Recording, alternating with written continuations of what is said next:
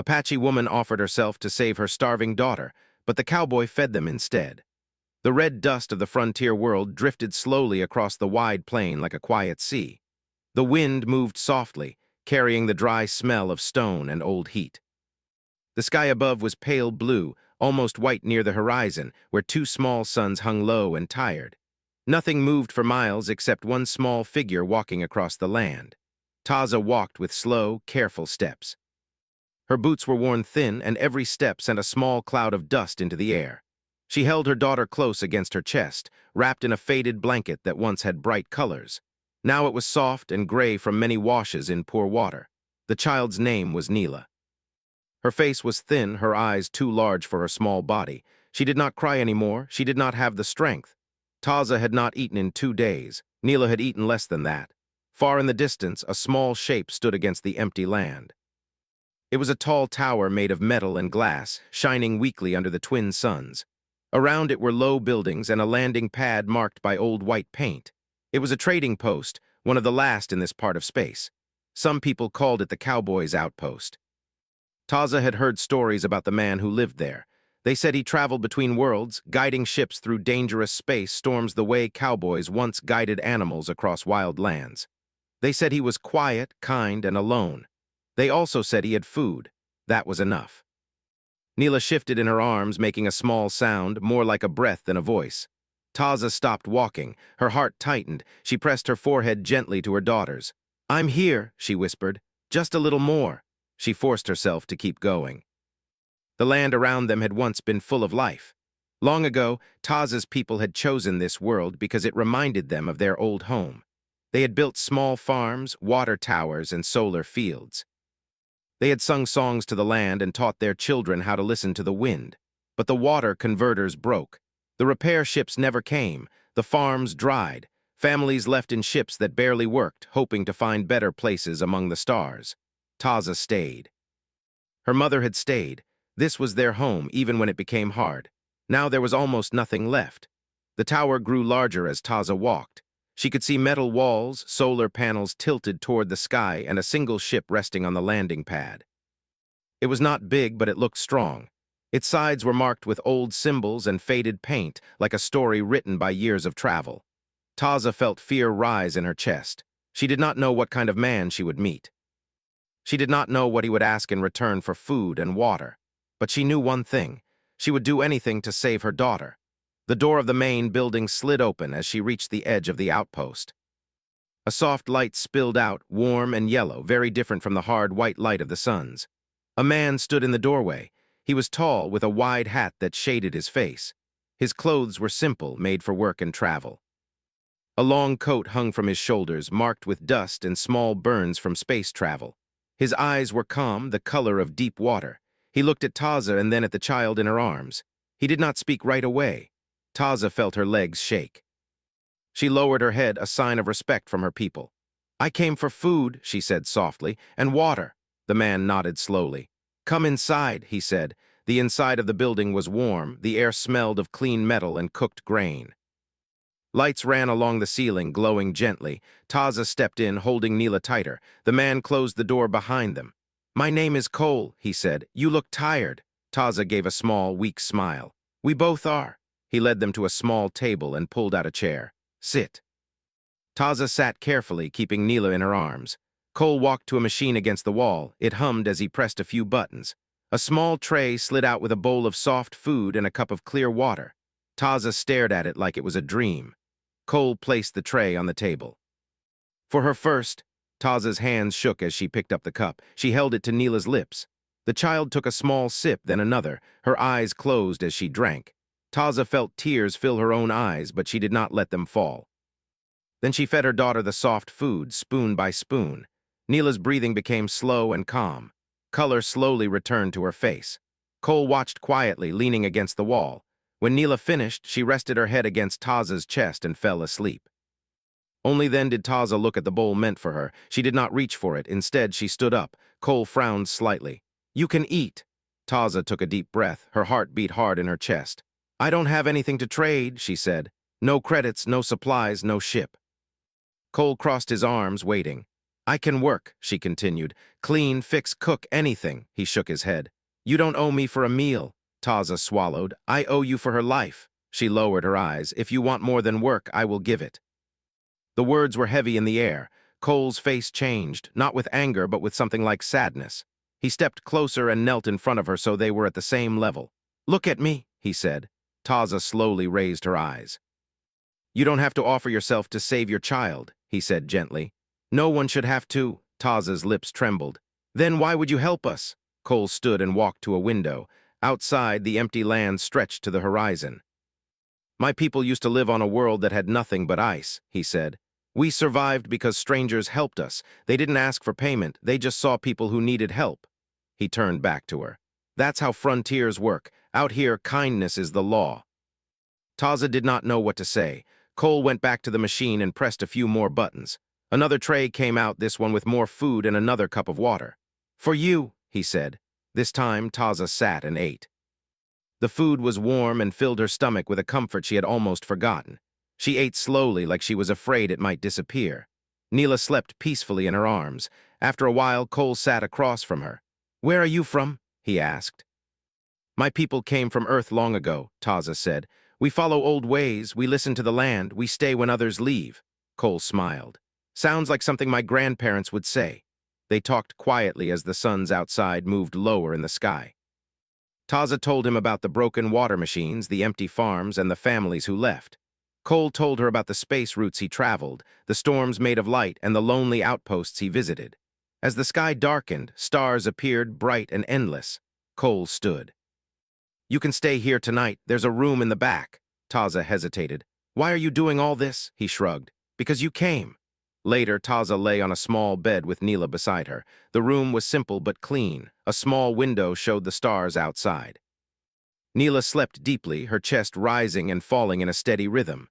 Taza watched her and felt something she had not felt in a long time. Hope. She did not know what would happen tomorrow. She did not know if help would come or if the land would ever heal. Morning light touched the outpost in soft gold colors. The twin suns rose slowly, warming the metal walls and the wide, empty land beyond. Inside the small room, Taza woke to the quiet sound of her daughter breathing. Neela was still asleep, her face peaceful, her small hands curled near her chest. For a moment, Taza stayed very still. She listened to the low hum of machines in the walls and the distant sound of wind outside. The fear that usually lived in her chest was quiet now, like it was resting. She gently sat up and looked around. The room was simple. A small table, 2 chairs, and a shelf with folded blankets and water bottles.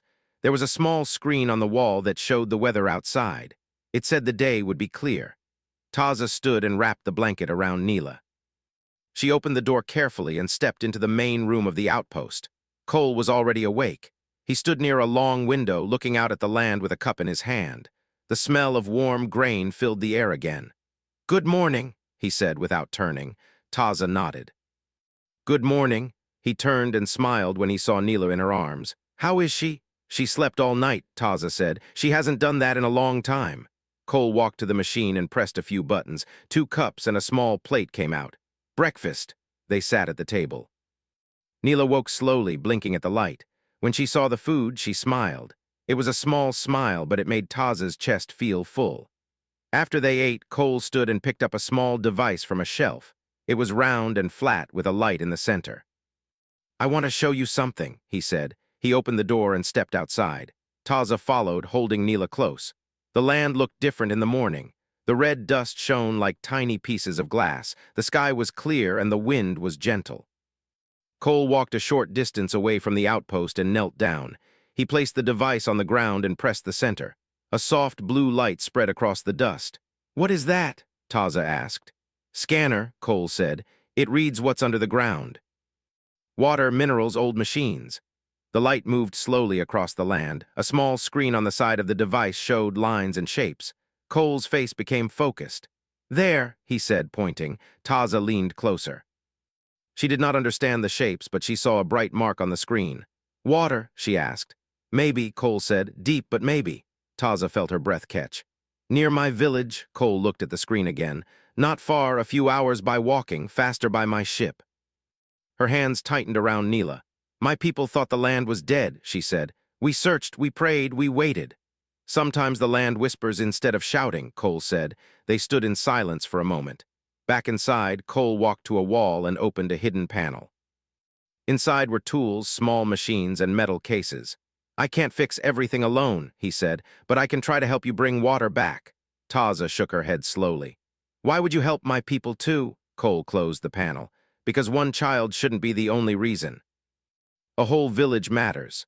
Taza looked at Neela, then back at Cole. My people do not trust outsiders easily, she said. They have been left behind before. I don't blame them, Cole said. I'm not asking them to trust me. I'm asking them to let me try. They prepared for the trip. Cole packed water, food, and small tools into a bag. He helped Taza secure Neela in a soft carrier against her chest so she could walk more easily. The path to the village was quiet. The land stretched wide and open. Old metal towers stood in the distance, broken and leaning. Dry riverbeds cut lines across the ground like scars. As they walked, Taza told Cole stories. She spoke of her grandmother who taught her how to read the wind and the stars. She spoke of songs they sang to the land when the crops were planted. She spoke of the day the water stopped flowing and the fear that followed. Cole listened without interrupting. After many hours, they saw the village. It was small. A few round buildings made of stone and metal. Solar panels lay flat on the ground, dusty and cracked. A tall water tower stood in the center, silent and empty. A few people stood near the edge of the village when they saw Taza return. Their faces showed surprise, then relief.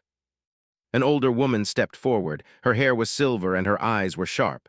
Taza, she said, we thought you left like the others. I came back, Taza said, with help. The people looked at Cole, some with curiosity, some with worry. This is Cole, Taza said. He helped my daughter. He wants to help our water. The older woman studied him for a long moment. My name is Asha, she said. We have heard promises before. Cole nodded. I'm not here to promise. I'm here to work. They led him to the water tower. Cole climbed inside and examined the old machines. He wiped dust from panels and tapped on metal parts. This system is very old, he said. Some parts are beyond repair, but if there is water underground, we can build something new. The people gathered around as he showed them the scanner. They walked to the place the device had marked. Cole placed it on the ground again. The blue light spread. The screen showed the bright mark once more. A murmur moved through the group. Hope, someone whispered. The days that followed were busy. Cole worked with the villagers. They dug into the ground using old tools and new machines from his ship. The work was slow and hard, but no one complained. Even the children helped by carrying small rocks and bringing water. Taza stayed close to Neela, but she also worked. She handed tools, cleaned parts, and cooked meals for everyone. At night, they sat around small lights and talked. Cole told stories of other worlds where humans and others had built cities from nothing. Taza and Asha shared stories of old traditions and songs. Neela began to laugh again. Her voice was soft at first, then stronger. After many days, the ground changed. One morning, as Cole and Asha worked on a pipe, a wet sound came from below. Cole froze. Everyone stepped back. A moment later, water pushed up through the pipe, clear, cold, and shining. The village went silent. Then someone cried out, then another. People laughed. Some fell to their knees. Taza covered her mouth, tears running down her face. Neela clapped her hands, not knowing why everyone was happy, only that they were. They built a simple system to guide the water into the old tower. It filled slowly, but it filled. Green returned to the land. Small plants pushed through the dust. The air felt cooler. The wind carried a new smell. One evening, as the sun set, Asha stood beside Cole. You could stay, she said. Help us build more. Cole looked at the sky. I move between places. That's my path. Taza stood nearby, holding Neela. Then take this with you, Asha said, handing him a small woven band. So you remember this place? Cole took it and tied it around his wrist. That night, Taza walked with him to the edge of the village. You saved us, she said. Cole shook his head. You saved yourselves. I just brought tools, Taza smiled. Sometimes that's the same thing. They stood in silence, watching the stars. Cole looked at Neela. She's strong, Taza nodded. She learned that from this land. The next morning, Cole's ship lifted into the sky. The village watched as it became a small light among the stars. Taza held Neela and felt something new settle in her heart. Not just hope, but belief. Belief that the world could change. Belief that kindness could travel as far as any ship. The village woke to the sound of water moving through the new pipes. It was a soft, steady sound, like the land was breathing again. Taza stood outside her home and watched the morning light touch the small stream that now ran beside the path. The water was clear, and the plants along its edge were already growing taller, their leaves bright and fresh. Neela ran ahead of her, laughing as she tried to touch the water without slipping. Her steps were stronger now. Her cheeks were round again. Every time Taza saw her smile, her heart felt warm and full. Life began to change in small ways first. People planted seeds in the soft ground near the water. They fixed old solar panels and set up new lights along the paths. Children helped carry tools and learn how the machines worked. The village did not feel quiet and tired anymore. It felt alive. Taza worked beside Asha most days. They planned where new homes could be built and how to store food for the colder season. Taza learned how to read the new water system, how to clean the filters, and how to fix small problems. She wanted to make sure the village would not fall back into silence again. At night, when Neela slept, Taza often sat outside and looked at the stars. She thought about Cole and his ship, moving through the dark sky, helping other places the way he had helped them. She wondered if he was safe. She wondered if he ever thought about their small village under the twin suns. One evening, a strange light appeared in the sky. At first, Taza thought it was just a bright star, but it moved, slowly, carefully, like it was looking for something. People came out of their homes and pointed. "Is it another ship?" someone asked. Asha stood beside Taza, her eyes narrow and sharp. "Maybe." The light grew larger as it came closer. It was not like Cole's ship. This one was wide and flat with long arms that reached out like wings. It did not land. It stayed in the air, quiet and still. A soft sound came from it, like a low hum. Then a voice spoke from the sky. It was calm and clear. "This is a human relief vessel," the voice said. "We received a signal from this region. We are here to offer help." Taza felt her breath catch. She looked at Asha, who looked back at her. Cole, he had sent the signal. The ship slowly lowered and landed outside the village. A door opened and several people walked out. They wore simple uniforms and carried small devices and boxes. One woman stepped forward. She had dark skin and kind eyes. "My name is Myra," she said. "We travel to places that need support. We bring tools, medicine, and learning systems." Asha studied her for a moment, then nodded. "You are welcome to walk with us." The visitors did not rush. They listened first. They walked through the village with Taza and Asha. They looked at the water system, the gardens, and the homes. They asked questions. They took notes. Myra knelt beside Neela and smiled. "You look very strong." Neela smiled back and held up a small plant she had picked. "For you." Myra took it carefully. "Thank you." The relief team set up a small center near the edge of the village. They brought machines that could clean water faster and store it safely. They brought tools to help build stronger homes. They brought small screens that showed lessons about growing food, fixing machines, and traveling safely between worlds. The village gathered to watch as the first lesson played on one of the screens. It showed people from many different worlds working together, planting crops in strange soil and building cities under different skies. Taza felt something move inside her. The village was not alone anymore. They were part of something bigger. Days passed, and the relief team worked side by side with the villagers. They taught, but they also learned. They asked Taza and Asha about their traditions, their songs, and how they listened to the land. One evening, Myra sat with Taza near the water. "Cole told us about you," Myra said, "about how you walked across the plains for your daughter." Taza looked down. "I did what I had to do." Myra nodded. "That's what changes worlds." Taza did not feel like someone who changed worlds. She felt like a mother who wanted her child to live. But as she looked around at the green plants, the running water, and the people laughing near the lights, she began to understand. Sometimes one small step could lead to many others. One morning, Neela woke up early and ran outside. She stopped suddenly and stared at the sky. "Taza," she called. "The stars are moving again." Taza hurried out. A new ship was landing. Smaller than the relief vessel, but shining bright, Cole's ship. It touched the ground softly. The door opened and Cole stepped out, his hat low over his eyes. Neela ran to him. He knelt and laughed as she threw her arms around him. "Look at you," he said. "You got taller." Taza walked up slowly. When Cole saw her, he smiled. "You built a river," he said, looking at the water. "We had help," Taza said. Cole looked at the relief ship and nodded. "I'm glad they came." Myra walked over and shook his hand. "Your signal brought us here." "Good," Cole said. "That was the idea." They sat together that evening under the stars. The village shared food and stories with both crews. There was music, soft and gentle, played on old instruments and new machines. Cole listened as Ashash spoke about plans to build a learning center for the children. Myra spoke about other villages that were starting to connect across the system, sharing tools and knowledge. Taza watched Neela run and play with children from the relief team. They did not care where they came from. They only cared about the game. Cole sat beside Taza. "You did good," he said. Taza shook her head. "We all did." Cole looked at the sky. "The frontier is changing. It's not just empty places anymore. It's becoming a web of homes." Taza thought about that. A web of homes, connected by kindness and shared effort. The next day, Cole prepared to leave again. Myra's team would stay for a while longer, helping the village build stronger systems and teaching them how to maintain everything on their own. At the edge of the village, Cole turned to Taza and Neela. "Take care of this place," he said. "We will," Taza said. Neela held out a small woven band like the one Ashash had given Cole before. "For you," she said. Cole tied it around his wrist next to the first one. "I'll carry this world with me." His ship lifted into the sky and disappeared among the stars. The relief ship stayed, its lights shining softly at night. The village grew. New homes were built. More plants filled the land. Children learned how to read the stars and fix machines.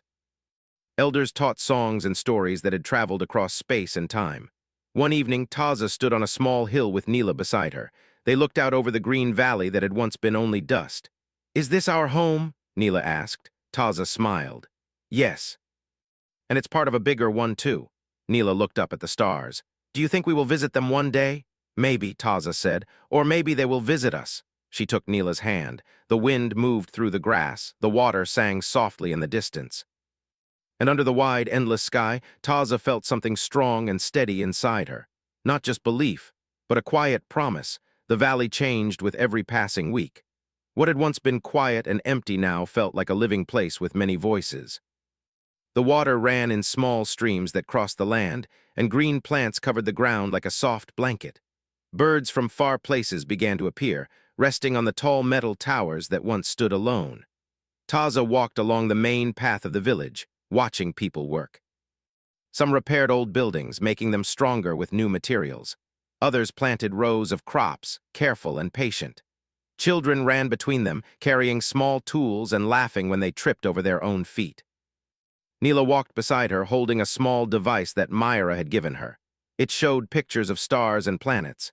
She liked to press the screen and hear the soft voice explain what each light in the sky could be. "Look, Mama," Neela said, pointing at the screen. "This one is blue." "It says people live there too," Taza smiled. "Maybe one day you will meet them." Neela's eyes grew wide. "Do they have rivers?" "Maybe," Taza said. "Every world has something special." The relief team had built a small learning center near the water tower. It was a round building with clear walls that let the light in. Inside, screens and tables filled the space. People of all ages came to learn. Some wanted to know how to fix machines. Others wanted to learn how to grow food in different soil. Some just wanted to hear stories from other worlds. Taza often sat near the back, watching Neela and the other children. They learned quickly. They asked many questions. They did not seem afraid of the wide universe the way Taza once had. One afternoon, Myra walked up to Taza. "We received a message today," she said. Taza felt a small tightness in her chest. "From where?" "From a nearby system," Myra said.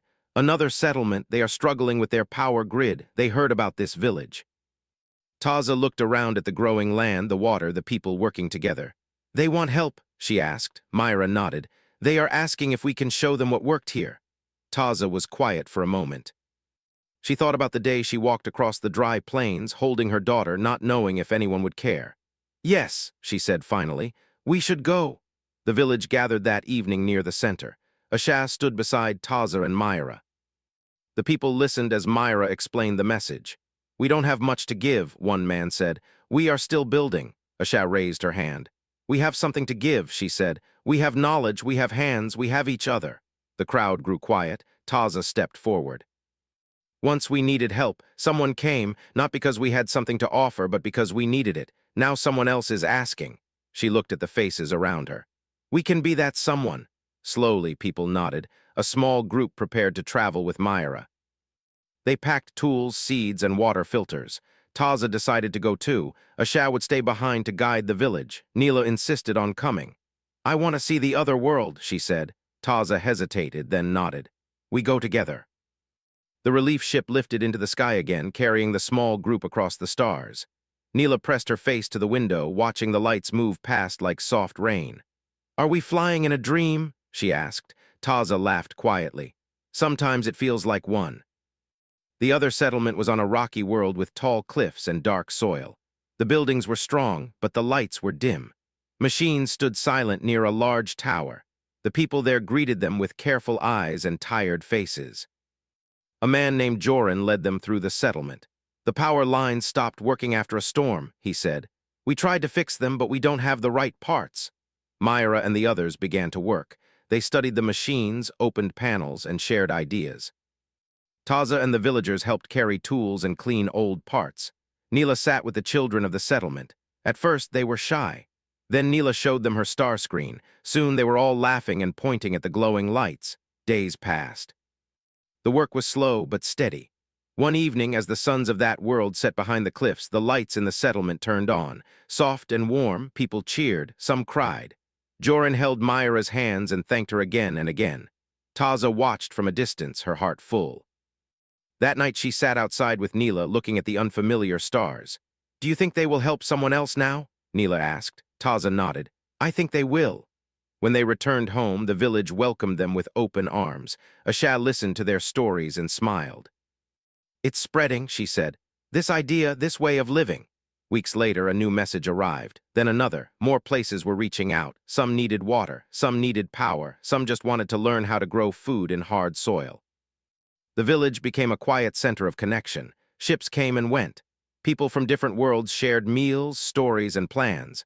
Taza found herself speaking to groups, telling them how it had all begun, not with a big plan, not with a strong fleet, but with one man opening a door and one mother walking through it.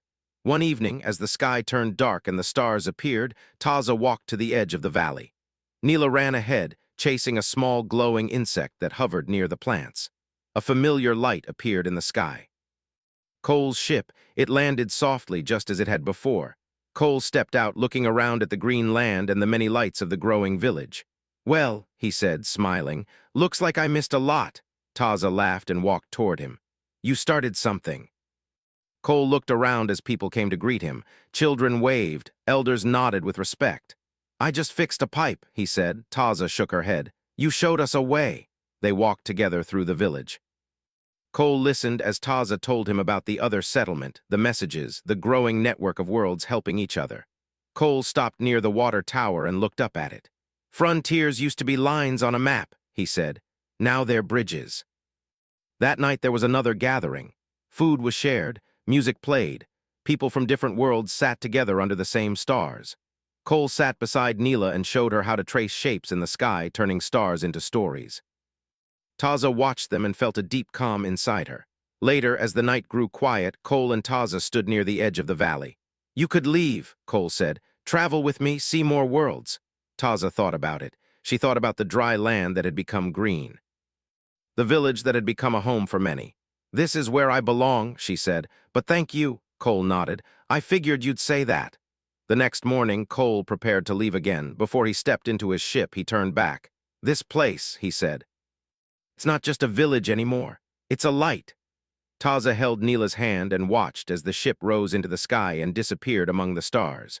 As the wind moved through the grass and the water flowed softly, Taza felt something strong and steady settle in her heart. The world had once been quiet and forgotten. Now it was a place people traveled to, a place people learned from, a place people carried with them wherever they went. The valley looked different now. It no longer felt like the edge of the world. Ships rested on the landing field almost every day, their metal sides shining under the twin suns. Paths had become wide roads made of smooth stone and packed earth. Small lights lined the way, glowing softly at night like a line of gentle stars on the ground. Taza stood near the learning center and watched people walk by. Some were from her village. Others were visitors from far places. They wore different clothes, spoke in different tones, and carried tools that Taza had never seen before. But they all walked the same paths. They all drank from the same water. They all shared the same sky. Neela ran past her, laughing with a group of children. One of them had skin like deep blue water. Another had bright silver hair that shone in the sun. They were different in many ways, but when they played, none of that mattered. Taza followed them to the small hill that overlooked the valley. From there, she could see the gardens, the water streams, and the tall tower that now carried both power and communication signals across the system. Lights blinked at the top of it, sending quiet messages to other worlds. Myra walked up beside her. "You should see this," she said. Taza followed her into the learning center. Inside, a large screen showed a map of nearby space. Small points of light marked different settlements. Thin lines connected them like a web. "This is new," Myra said. "More places are talking to each other now. They're not just calling for help, they're sharing ideas." Taza studied the screen. "They're helping each other," Myra nodded. "Just like you did." Later that day, a message came in. It was not a request for tools or water. It was an invitation. A group of settlements wanted to hold a gathering, not just to fix problems, but to celebrate what they had built together. Ashas smiled when she heard. "A meeting of the stars," she said. Preparations began right away. People cleaned the main field. They built long tables and set up lights. Ships arrived carrying visitors from many worlds. Some brought food grown under strange skies. Others brought music played on instruments made of crystal, metal, and light. Neela watched everything with wide eyes. "Is the whole universe coming here?" she asked. Taza laughed. "It feels like it." The night of the gathering, the valley glowed. Lights floated in the air like soft fireflies. Music filled the space, slow and gentle, then fast and joyful. People shared stories through words, pictures, and moving images on small screens. Taza stood with Asha and Myra watching the crowd. "Do you remember how quiet this place was?" Asha said. Taza nodded. "I remember thinking it was the end of everything." "And now?" Myra asked. Taza looked around. "Now it feels like the middle of something." A ship landed at the edge of the field. Taza recognized it before the door even opened. Cole stepped out, his coat moving in the soft wind. He looked around, taking in the lights, the people, and the wide, green valley.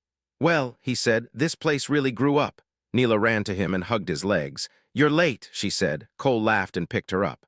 "I had a long road." He joined Taza near the tables. They walked together through the crowd. People greeted Cole with nods and smiles, even those who had never met him before. They had heard the story. They all had. Later, when the music slowed and people sat down to eat, Asha stood near the center of the field. The lights dimmed just a little. She raised her hand and the quiet spread. "Long ago," she said, "this world was dry and empty. We thought we had been forgotten. We thought no one would come." She looked at Taza. But one mother walked across the dust for her child. One traveler opened a door, and a path was made. Asha turned slowly, looking at the many faces. "Now that path reaches farther than we can see." The crowd was silent. Taza felt her chest tighten. She did not like being the center of attention. She had never thought of herself as someone important.